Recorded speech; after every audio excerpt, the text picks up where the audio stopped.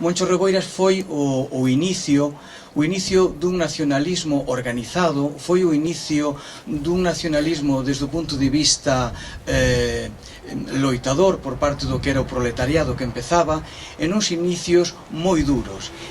Mais lonxe destes homenaxes, que sí compre facerlles homenaxe, por suposto, non queremos os nacionalistas que sexa un con flores a María, con flores a Porfía, porque para nós realmente o nacionalismo non é o día de hoxe, sino que son o resto dos 364 días do ano. Iso é a idea que nós, desde que o asasinaron no Ferrol, queremos manter en pé, porque desde logo, como dicía o poeta, non virá de fora remedio ou esperanza. A nosa terra, a que pisamos, os hórreos da lavandeira, é unha terra moi rica, é unha terra que pode producir, e como produciu durante moitos anos, era sabedor diso o compañeiro que nos deixou Moncho Reboiras. Aquí estivo pouco tempo, polo que lín, porque eu por idade evidentemente xa sabedes que non o coñecín, pero el correu e recorreu todo Galiza e veu as posibilidades que esta terra tiña. Entón, o mellor recordo, o mellor homenaxe que as nacionalistas e os nacionalistas lle podemos facer é, sen dúbida, comezar a traballar, se non o fixemos aínda, comezar a traballar e continuar co que el nos deixou, porque nos deixou marcada unha guía. Son moitos os atrancos, e son tamén cantos de sereos que podemos escoitar por aí, pero insisto, a terra, ese carro do que fala ás veces Manuel María, esa Carballo, ese Freixo, esa é realmente a garantía, o poder que temos nós e que temos que saber desenvolver, porque senón evidentemente teríamos que, como a morte non solamente de Moncho Reboiras asasinado, que ahora sabemos que foi asasinado, foi reparada a súa memoria persoal grazas a familia tamén, como non aos nacionalistas que estábamos aí, esa reparación quedaría en balde.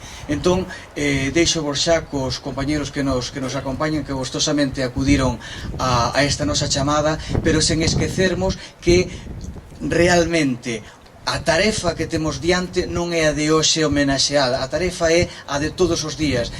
Moi boa noite, moitas grazas ao BNG de Dodro, porque a verdade pois, é unha alegría, un placer poder partillar este espazo de convivio, este acto de lembranza a Moncho Reboiras, non? Ben, como mozo, pois, especialmente cruel por parte de como foi ese pasado pensar que a Moncho asasinaron con 3 anos menos dos que podo ter eu hoxe, non? Dá a mostra da crueldade dese sistema, da crueldade da ditadura, do franquismo e dos seus herdeiros que a día de hoxe nos siguen gobernando, non? Pero foi esa valentía, ese valor das persoas mozas daquelas nos anos 70, como a Moncho Reboiras, que enfrontaron ese réxime, que non lle tiveron medo e que deron até a vida mesmo pola patria e por un futuro de liberdade para Galiza, non? Entón, esa dicotomía, non? Entre a crueldade, a dureza deses anos e a valentía que había desa mocidade que impulsou toda esa loita e que a día de hoxe pois o debemos o que é a nosa realidade, non? Que xa dicía o compañeiro, que a día de hoxe contemos con organizacións propias neste país como BNG ou como Galiza Nova ou outras tantas asociacións veciñais, culturais, sindicales como a CIGA, é grazas a ese traballo de Moncho e dos compañeiros nacionalistas que desafiaron a ditadura para dotar a Galiza de ferramentas para defenderse e ferramentas para avanzar na soberanía, non? E 40 anos despois do seu asasinato, os tempos de dureza pois volven, non? A verdade, neste mes de agosto de parón, nesa voráxine de actividade do ano, vese como as rúas deste país pois recobran caras novas, recobran a xente nova transitando polas súas rúas, e fai-nos recordar pois como este país era até quizáis antes do estupido da crise, non? De repente foi como se barrera toda a mocidade do noso territorio e non quedaran. Este mes de agosto volven por uns poucos días mozas e mozos o noso país pasar as ferias coa familia e ainda sin ter tempo para desfacer a maleta, pois teñen que volver a Londres, a Berlín, a Barcelona, a Madrid. Son exiliados, non son emigrados, son exiliados e exiliadas do noso país porque aquí se lles nega poder vivir, poder traballar na terra. Polo tanto, son tempos non tan duros como da ditadura do franquismo, pero son tempos de atroces e de ataques contra Galiza, e mostra diso pois o que dixen de que aquí cada día somos menos nos barrios, nas parroquias, nas vilas deste país, somos menos os que estamos aquí que a xente da nosa idade que está noutras cidades do mundo. Que era importante, como queríamos na ditadura, acabar co país e que sexamos docis, que sexamos vasalos de Madrid. Temos un país agredido, un país con máis do 55% das mozas e mozos no desemprego, un país no que a xente, pois iso, ten que marcharse de aquí, escapando da miseria, escapando da fame e buscando posibilidades de vida noutro territorio.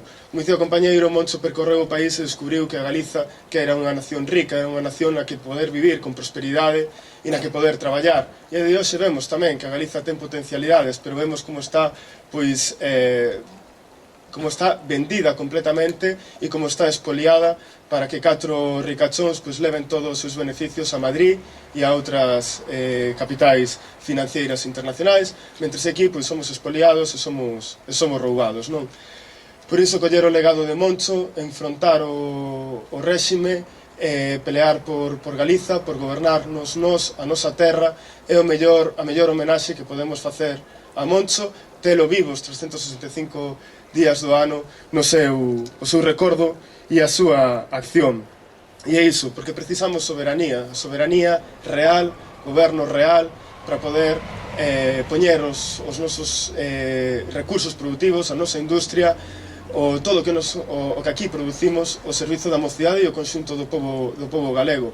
Ou iso, ou seguiremos condenados a emigrar ano tras ano tras ano e repetir esta condena como se fora cíclica, non? Hai que parala, pero para iso hai que fortalecer o nacionalismo, temos que dotarnos de máis forza as organizacións propias, como Moncho pois ben claro o tiña.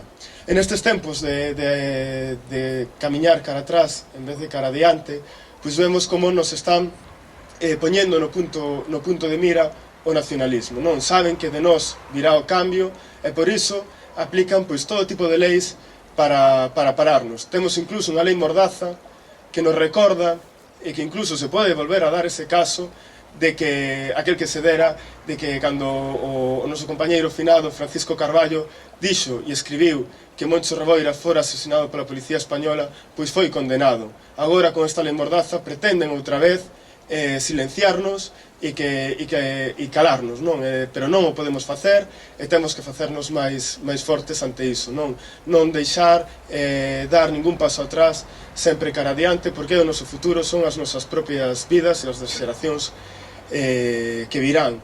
E por iso, pois, homenaxes como a de hoxe son moi necesarias e sobre todo porque entre a mocidade é moi difícil que algún mozo, algunha moza, incluso do barrio de Teis, cerca donde vivo, coñezan a Moncho Reboiras. Iso non pasa con outros mártires do franquismo, non pasa con mártires de Cataluña ou de outras nacións. Todos coñecen a Puigdentí, todos coñecen a outros mártires, pero aquí se silencia os nosos e nós temos que poñelo en alza, non? Como Alexandre Bóveda, como Moncho Reboiras, porque son os nosos e porque son os que loitaron pola liberdade, non? Entón, creo que o labor de pedagogía, de falar, de recuperar, non, todo ese traballo de base que Moncho tiña claro é necesario nas asociacións veciñais, no mundo juvenil, e precisamente pois aí tamén foi onde Moncho colaborou, non, axudando os estudantes revolucionarios galegos,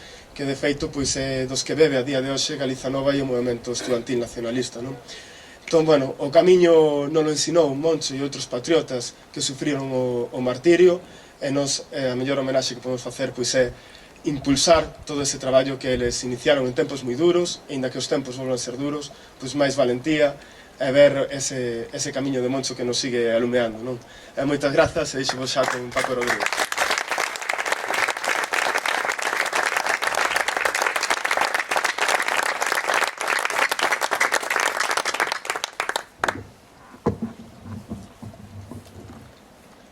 Moi boa tarde e grazas a todas as persoas que estades aquí pola vosa asistencia, non?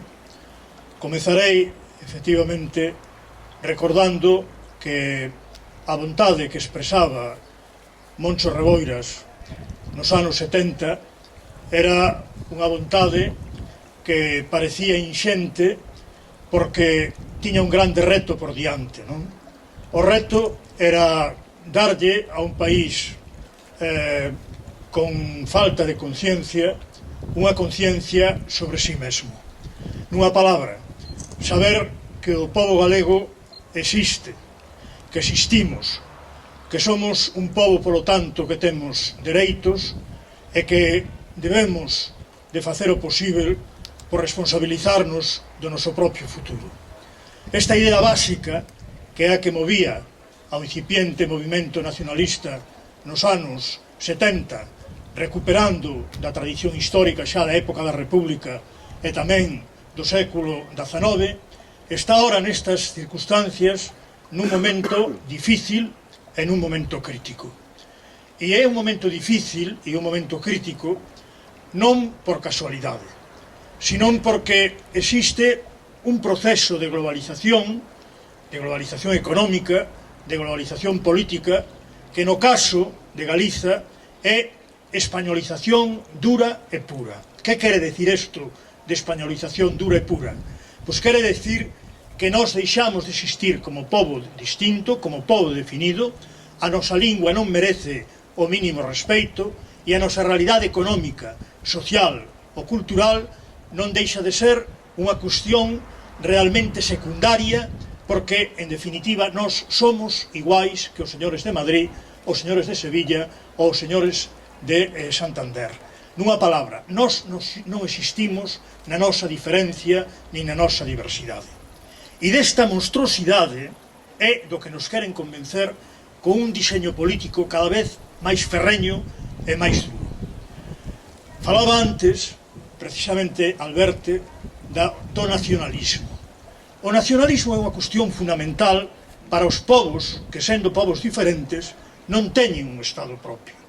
O nacionalismo significa a idea de que ese povo quere existir como tal.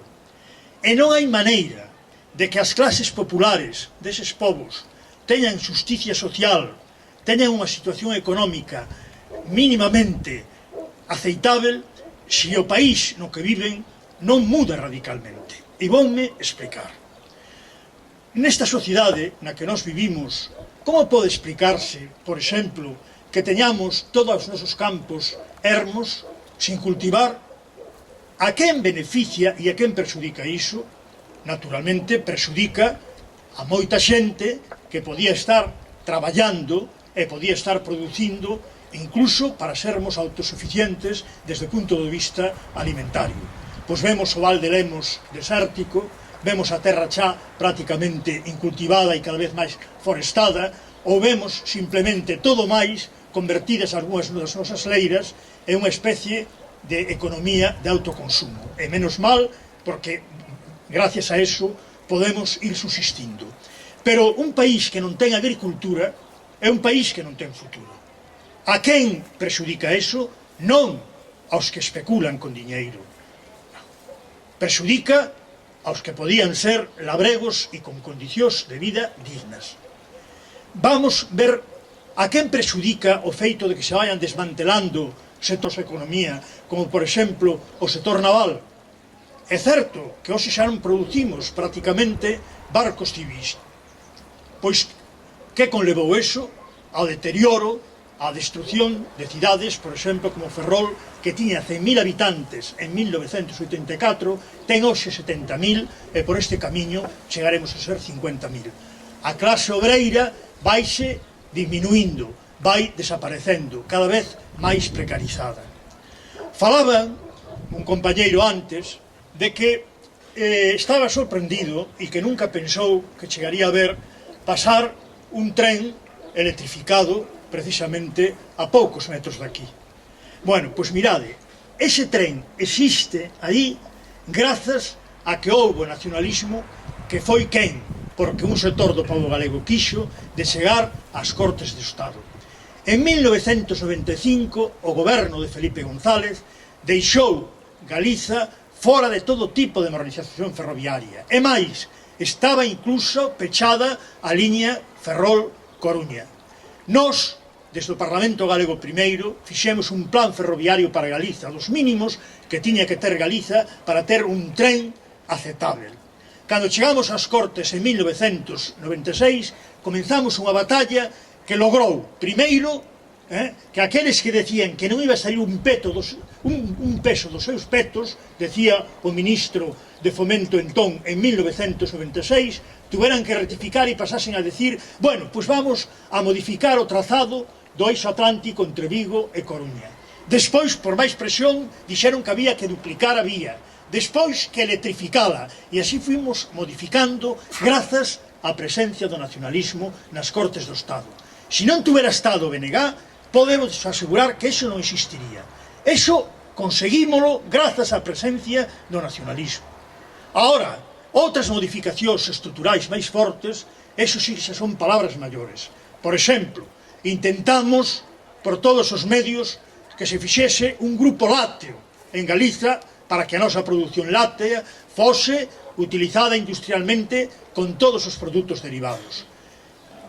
Se videdes a cara de Zapatero enrubescido, sin saber que contestar en unha conversa privada, cando eu lle preguntei, vamos a ver, vos con Puleva estades dispostos, se a SEPI se desfai do seu accionariado, que tiña unha parte pública, a vendelo a entidades galegas para que se faga en Galiza ese sector industrial, díxome, mira, non podo prometer nada, xa che direi dentro dunhos días a ver cal é a posición nosa, pero non me podo comprometer a nada. Nunca me contestou.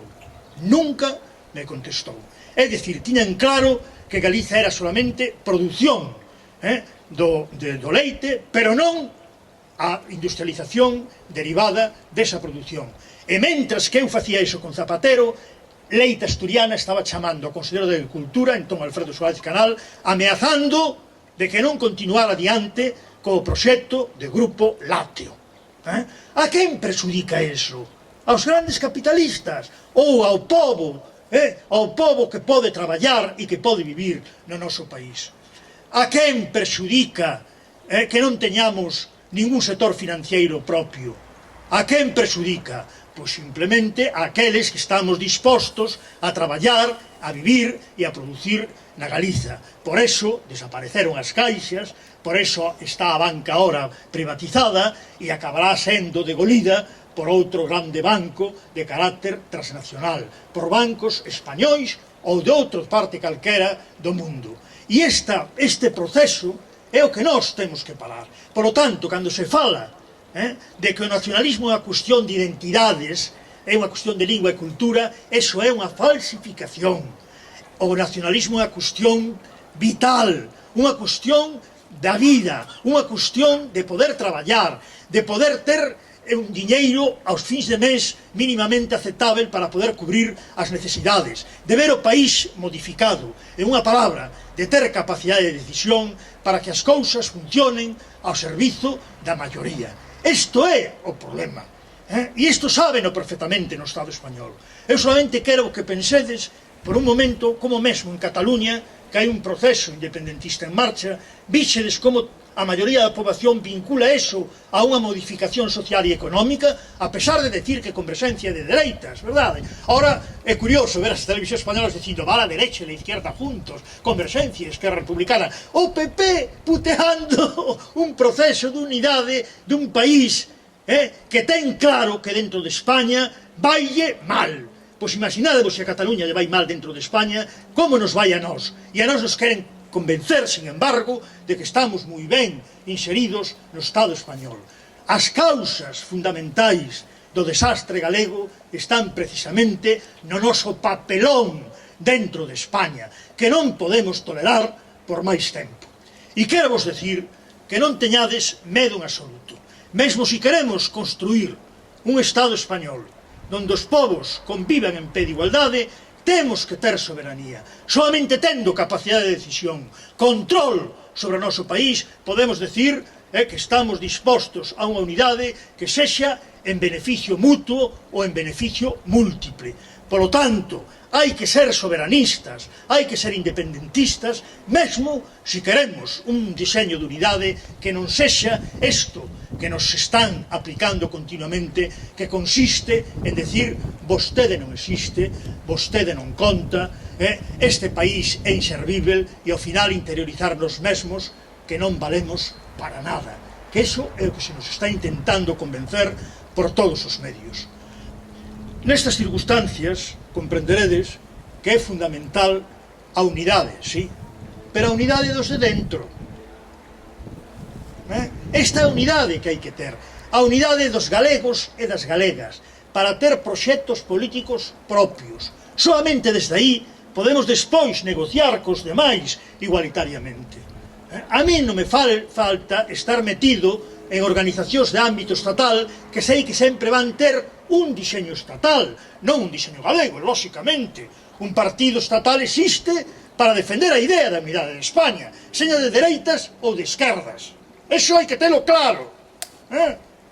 E nós teremos que ter unha idea clara de que a nosa realidade, a que nós nos referimos, a que nós temos que defender, para poder convivir, pero sendo respetados, é a que fai referencia ao pobo galego, que existe políticamente.